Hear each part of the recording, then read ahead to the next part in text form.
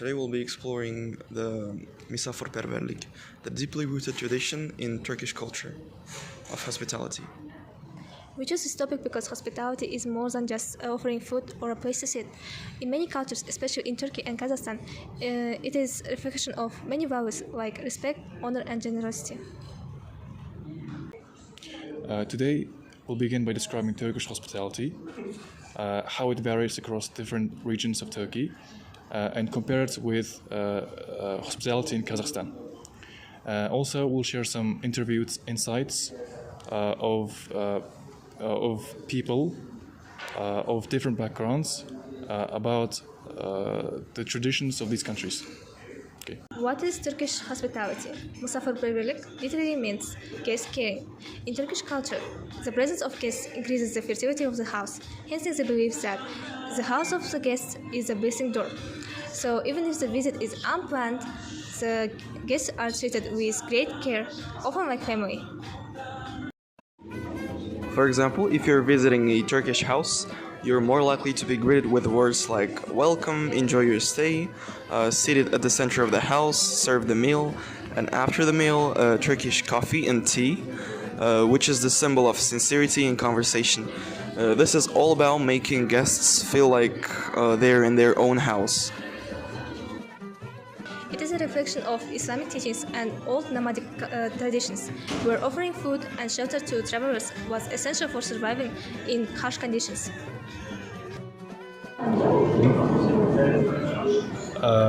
Hospitality can look different across Turkish regions. In the east and southeast, such as Sanurfa or Van, hospitality is even more formal and ceremonial. Guests are often not allowed to help, and lifting a finger or refusing food may be seen as rude. Meals can include several courses, and the abundance of food offered to guests is a symbol of generosity.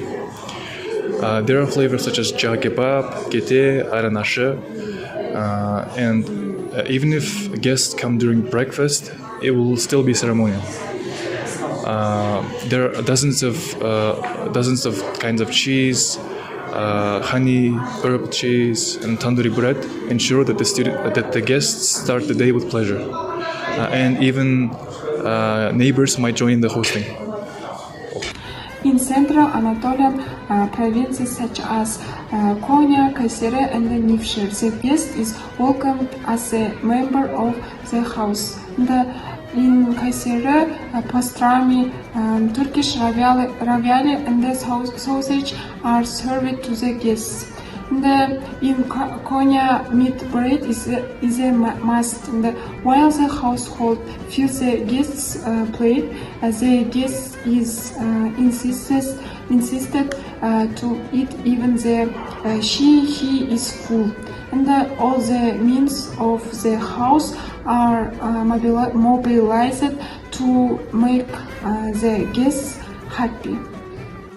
In the western Marmara provinces, such as Edirne and Bursa, hospitality is experienced in a more elegant way. In Edirne, it is customary to offer the guest fried liver. In Bursa, Iskender kebab leaves a sweet memory in the guest's mind. In big cities like Istanbul and Izmir, hospitality still exists, but may be relaxed and informal, especially among young people or busy urban families. Kazakh hospitality, like Turkish hospitality, has deep nomadic roots. The guests are sacred and they are considered that they are sent by God. Traditionally, Kazakh hosts guests with a greeting, after which they were seated in the most honorable place of the yurt, in the center towards the back. After that, guests were treated with some various snacks like bağırsak, hummus and tea, and meat. In some cases, guests were presented with gifts, and the guest of honor usually was given the traditional robes, şapan. There's also a concept of konagasa, the treats that must be served to guests, the casual ones or even uninvited ones. If the homeowner doesn't present konagasa, the guests could complain to the village elder, and the homeowner must have problems like and pay a fine in the form of in the form of money or even horse. Most cultures see the guest as sacred, but there are differences too. For example, Kazakh hospitality often includes symbolic rituals and the traditional food that reflect nomadic life more strongly. Turkish hospitality, while also rooted in tradition, is often blended with urban customs, especially in cities. Tea desserts like baklava are central in Turkey, while in Kazakhstan, dairy-based products and drinks have stronger presence. Another difference is the role of blessing. In Kazakh culture, guests often give a bata, a formal spoken way of blessing, to thank and honor the hosts. In some cases, hosts may even ask elder or honorable guests to give bata themselves. In Turkey, there is no such formal blessing tradition. Guests usually thank hosts with words of gratitude, or sometimes they may offer some simple prayers. Hi, today we have our first guest. So, what's your name? First, introduce yourself. Hello, my name is Mikhail. Nice to meet you. Nice to meet you. So, Mikhail, the first question for you today is how would you describe Turkish hospitality compared to Kazakh hospitality?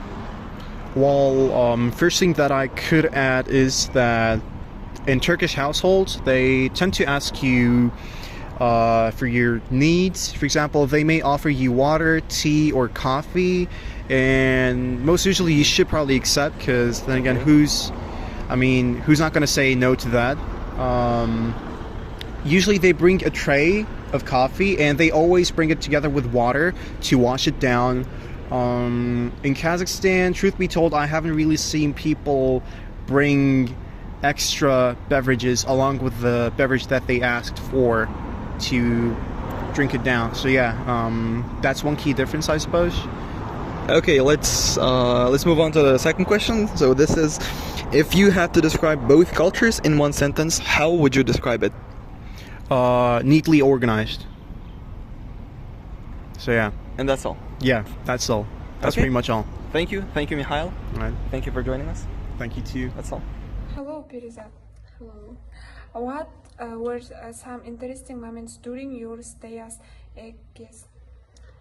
I guess it's about dish, our traditional dish called besh parmak. I was surprised when other aspects of our culture, other people eat this dish with their hands. We used to eat this dish with like spoon or yeah. How is hospitality expressed our culture? We are very, very good at hospitality. We are considered as the most hospitable culture in the world. It's seen in our relationship with the guests, like how do we care about receiving guests in our houses and so on. Have you experienced Turkish or Kazakh hospitality? What stood out? I've never experienced Turkish hospitality, but I know one Turkish teacher. She was our teacher in the first course, and she always brought us sweets and so on. And I think they're as hospitable as we are. How do you feel when you are treated like a special guest in someone's home? It feels very, very good when the families that you went to, houses you went to as a guest, because it's really, really warm, and you feel grateful for all the love and care that they show to you. It's all about in the in their relationships,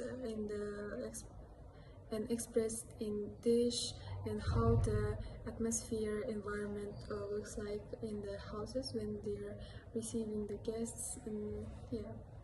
Thank you. While traditional hospitality remains strong, modern life has changed how it's practiced, especially in urban areas.